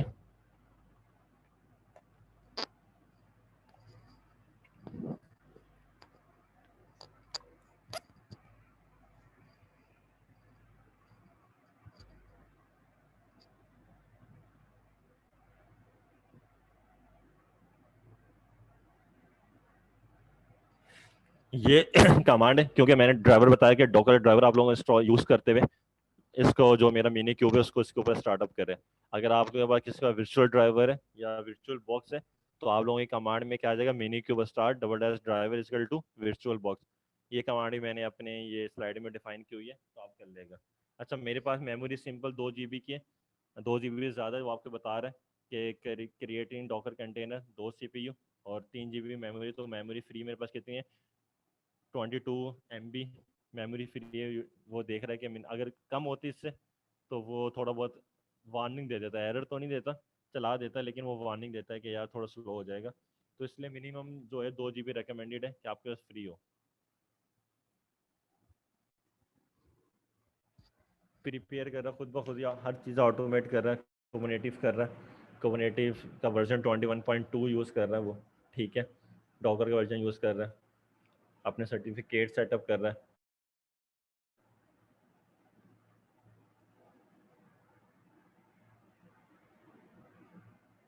वाह, इसने मुझे बोल दिया डन। अब मेरा क्या है, मिनी क्यूब बाय डिफॉल्ट चल रहा है इस सिस्टम के ऊपर। अब मैं इसको वेरीफाई करना चाहूँ, मैं कैसे क्या वेरीफाई कर सकता हूँ। QCTL, देखें मैंने क्यूब लिखा और कंट्रोल और टैब दबाया तो मेरी कमांड लाइन उस तरह पूरा कर दिया, इसका मतलब QCTL इंस्टॉल हो गया। तो QCTL गेट, अगर आपको कमांड्स अभी याद नहीं होगी, अगर मैं नोट्स देखना चाहता हूँ मेरे पास कितनी नंबर ऑफ नोट्स हैं, तो इसकी कमांड होती है QCTL गेट नोट्स। मेरे पास सिंगल कमांड लाइन है, उसी पे वो मुझे बता रहा है कंट्रोल प्लान। ये आप देख रहे हैं कि वो बता रहा है कि मेरे कुबरनेटिव का नाम है मिनी क्यूब, स्टेटस रेडी है। रोल का क्या नाम बता रहा है, कंट्रोल प्लान और मास्टर, या तो इसको मास्टर कहते हैं, कंट्रोल प्लान वो होते हैं। इसकी क्या एज है, 36 सेकंड पहले अभी अभी क्रिएट किया मैंने, और वर्जन कौन सा 21.2। मजीद टैग दिखना चाहते हैं तो इसकी एक कमांड होती है -O वाइड, ये ज़्यादा आउटपुट दिखाएगा। देख रहे हैं -O वाइड से क्या होता है कि ज़्यादा आपको वैल्यूज़ दिखाएगा। इसकी इंटरनल आईपी दिखा रहा है, ये इंटरनल आईपी इस VM की इंटरनल आईपी है, क्योंकि इसको मैंने अभी एक्सपोज किया ही नहीं, ना ही मुझे इसको एक्सपोज करना है। ये तो मेरी सब टेस्टिंग इन्वायरमेंट के लिए, तो एक्सटर्नल आईपी मेरी कुछ भी नहीं है। OS इमेज कौन सा है, उबंटू दिखा रहा है। कंटेनर रन टाइम कौन सा है, मैंने आपको बताया था कंटेनर रन टाइम, इसमें डॉकर यूज़ किया तो इसमें डॉकर यूज़ हो रहा है, ठीक है। अच्छा फ्रेंड, अब हम क्या करेंगे, हमने अपना कंट्रोल पे इंस्टॉल कर दिया, मैं आपको कुछ डिप्लॉयमेंट करके दिखाता हूँ। सही है। अब हम लोग दो तरीके मैंने आपको बताया था जब हम लोग कोर्स शुरू कर रहे थे। जब मैंने आपको बताया था कि हमारे पास डिक्लेरेटिव मॉडल होता है, एक इम्पेरेटिव मॉडल होता है। डिक्लेरेटिव मॉडल में क्या होता है, मैनिफेस्ट फाइल होती है, पूरी फाइल क्रिएट करनी पड़ती है, तो हम फाइल क्रिएट नहीं करते। उसका आसान तरीका हमारे पास क्या है, ठीक है, इम्पेरेटिव मॉडल। इम्पेरेटिव मॉडल में क्या होता है, हम लोग सिंपली कमांड दे देते हैं। अगर मैं कमांड यहीं से कॉपी पेस्ट कर लूँ आप लोगों के लिए, तो हम लोग कमांड लाइन से इम्पेरेटिव मॉडल देखते हैं। कमांड लाइन से QCTL गेट डिप्लॉयमेंट्स। अभी मुझे क्या बता रहा है कि मेरे पास कोई भी डिप्लॉयमेंट नहीं है। अब मैं एक QCTL क्रिएट डिप्लॉयमेंट, सही है। डिप्लॉयमेंट के बाद हम लोग क्या बोलते हैं, डिप्लॉयमेंट का नाम देते हैं। डिप्लॉयमेंट का नाम हमका, चलो मैं नाम इसका रखता हूँ Nginx, ठीक है। तो हम लोग इसका नाम रख देते हैं डबल डैश नेम, नहीं सॉरी, नेम Nginx, ओहो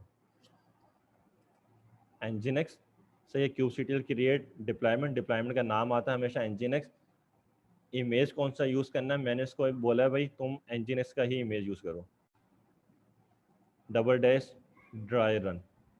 ड्राई रन हमेशा जब भी हम ये एक पैरामीटर है, हम जब इसलिए यूज़ करते हैं कि विदाउट डिप्लाई किए तुम मुझे बताओ मेरी कमांड में कोई मसला तो नहीं है, सही है।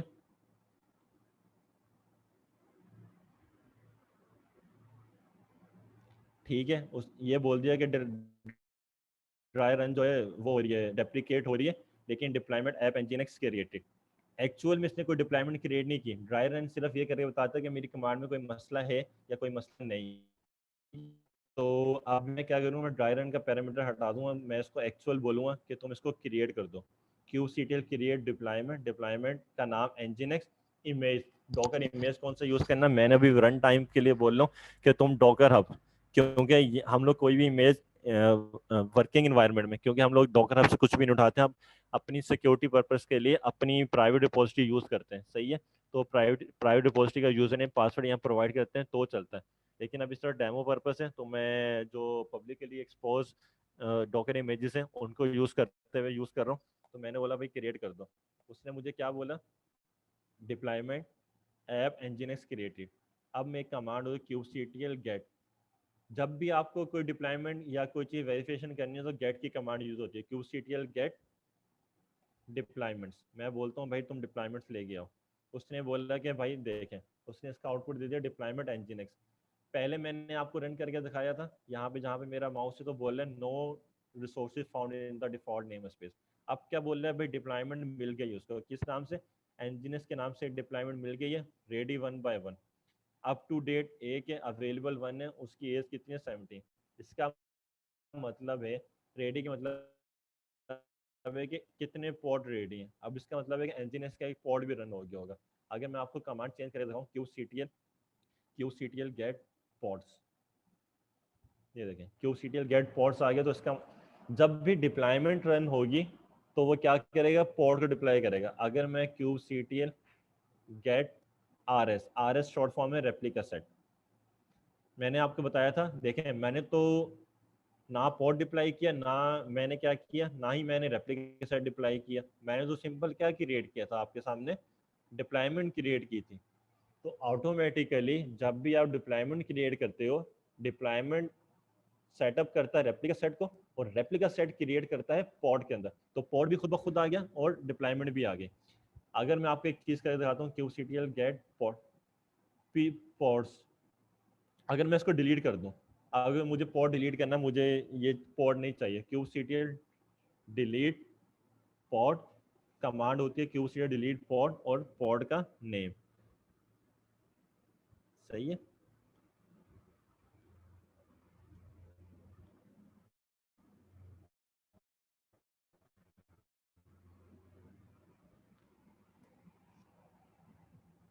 मैंने इसको क्या कर दिया, डिलीट कर दिया। वो क्या बोल रहा है, पॉड इंजीनियर दिस डिलीटेड। अब मैं दोबारा चेक करता हूँ कि ये पॉड डिलीट हुआ है कि नहीं हुआ, kubectl गेट पॉड्स, वाह ये क्या, ये तो एक दोबारा आ गया। लेकिन आपने ये नोट किया, इसकी एज कितनी, 11 सेकेंड। डिप्लॉयमेंट का यही फायदा है, कुबरनेटिस में यही फायदा है, कोई भी पॉड ऑटोमेटिकली जब डिलीट हो जाता है तो डिप्लॉयमेंट चेक करता है कि यार इसकी तो डिजायर स्टेट, मैंने आपको बताया था ना, इसमें होती है डिजायर स्टेट। तो डिजायर स्टेट डिप्लॉयमेंट से पता लगती है। उसने पता किया इसकी डिजायर स्टेट कितनी है, 1 by 1। तो हमेशा इसका मतलब है मास्टर 1, ये वाली 1 डिजायर स्टेट है, और ये होगा 0/1। इसने बोला हो ये तो डिलीट हो गया, तो क्या किया, एक और ऑटोमेटिकली सेटअप कर लिया। आप इसको मल्टीपल टाइम डिलीट करेंगे, मल्टीपल टाइम क्रिएट होता जाएगा जब तक आप डिप्लॉयमेंट डिलीट नहीं करते। मैं डिप्लॉयमेंट डिलीट करूंगा तो कहीं जाके डिप्लॉयमेंट डिलीट होगी, अदरवाइज इसकी डिप्लॉयमेंट डिलीट नहीं होगी, सही। अच्छा, अगर मैं आप लोगों को kubectl, आगे मुझे देखना है कि मैं और कौन कौन सी कमांड देख सकता हूँ। kubectl create deployment dash dash help,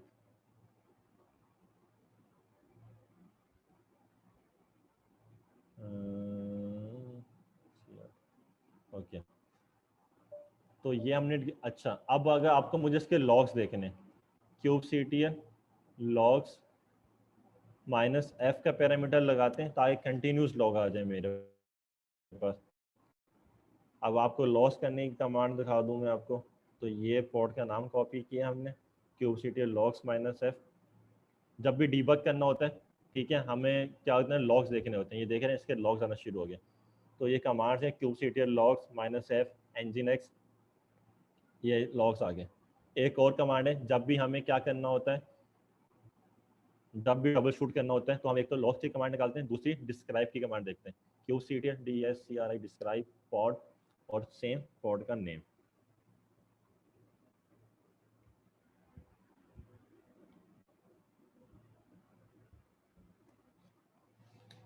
ये सारी इसने बता दी। इसमें असल में आउटपुट यहाँ देखने वाला होता है, जो ये इवेंट्स होते हैं, इसके इवेंट्स देखने वाले होते हैं। क्या बोल रहे हैं, successful sign default engineer port to minikube, ये मिनी क्यूब का साइन कर दिया, फुल इमेज कर। ओके, तो हम लोग kubectl इसकी देखते हैं। अच्छा, एक मोस्ट इंपॉर्टेंट कमांड है। अब आप चाहते हो कि यार मैं kubectl गेट डिप्लॉयमेंट्स, अब आप चाहते हो कि यार मुझे ना डिप्लॉयमेंट में कुछ चेंजेस करनी है, कुछ चेंज करनी है, आप रन टाइम पे इसको चेंज कर सकते हो। किस कमांड से? kubectl एडिट डिप्लॉयमेंट, डिप्लॉयमेंट का नेम क्या है? nginx, nginx। ठीक है, ये फाइल मेरे पास आ गई है।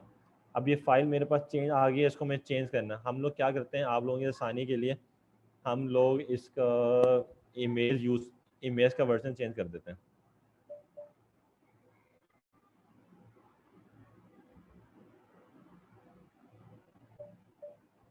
Metadata specs, rolling update, creation. अभी यहाँ पे nginx का कौन सा वर्जन यूज हो रहा है? अच्छा, ये बाय डिफॉल्ट ना विम, आप जब डिप्लॉयमेंट को ओपन करते हो ये बाय डिफॉल्ट विम एडिटर में ओपन होता है, ये बात याद रखिएगा। ये नैनो में या किसी और एडिटर में ओपन नहीं होता, ये विम में होता है। तो मैंने आई प्रेस किया इंसर्ट करने के लिए, अब मैं इसको एडिट करूँगा। एडिट करने के लिए हम लोग देख लेते हैं,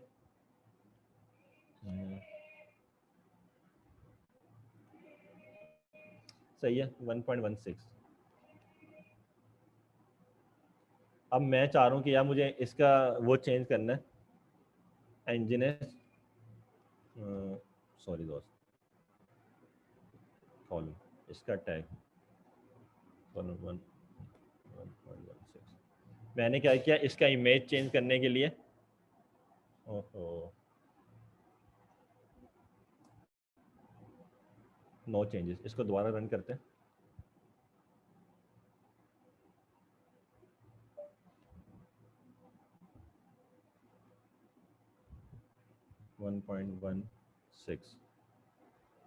इसको मैं डिप्लॉयमेंट को क्या कर दिया, सेव कर दिया।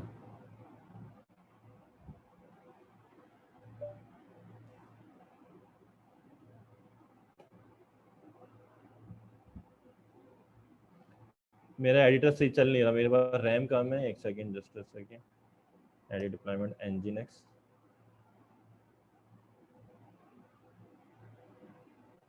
एडिटर मेरे पास सही चल नहीं रहा।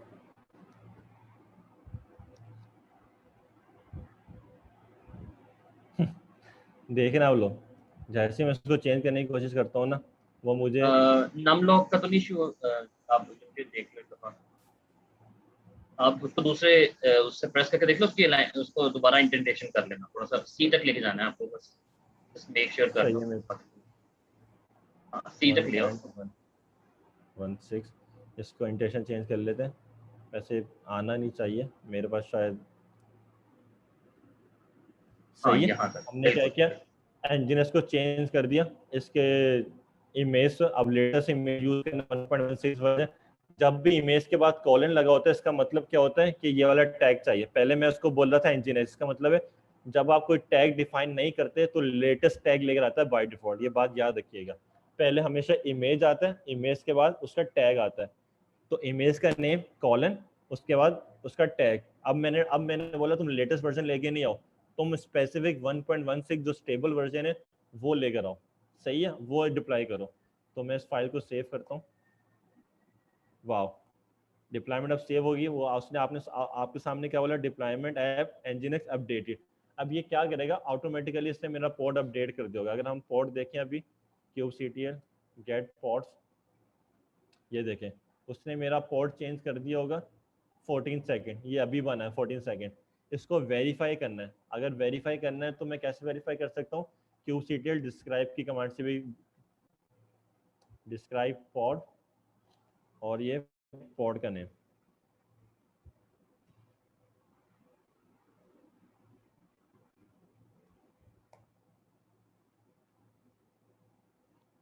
ये देखें, ये इमेज का नाम आपने देखा। पहले मैंने आपको kubectl डिस्क्राइब करके दिखाया था, जब क्या था nginx आ रहा था, अब क्या था, इस पोर्ट का पोर्ट ये आ रहा 1.16, ये इसका इमेज का चेंज हो गया।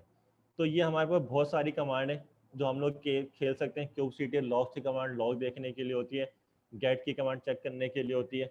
हम लोगों ने ये देखा कि हम लोग कैसे इंस्टॉल कर सकते हैं, तो डेमो मेरे ख्याल में यहीं तक ही था। वे बहुत ज़्यादा है। अभी तो सिंपल मैंने मैनिफेस्ट फाइल से ये इम्पेरेटिव मॉडल से क्रिएट करने दिखाया।